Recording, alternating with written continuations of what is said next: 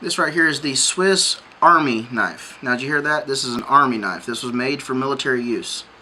There is no reason why the public should have access to military knives. This is what we call the high capacity knife. See how the others only had one blade? This one actually has two blades and various other torture devices. The high capacity knife is more dangerous. You can kill twice as many people with this one quickly because it has multiple blades built into it.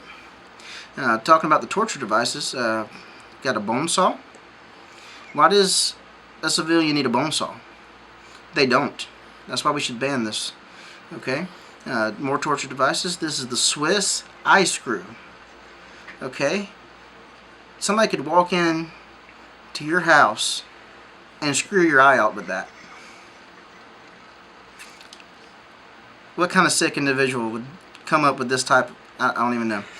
This right here is the lip hook. It's basically a fish hook for humans. Okay? Right over here, see this? That's a miniature nipple pincher. Okay? What kind of sick individual would even carry this? Okay, we're done with this. We need to ban the high capacity knives. There's no reason a civilian should have this. I don't even see why the military should have this. Because here in America, we don't torture people.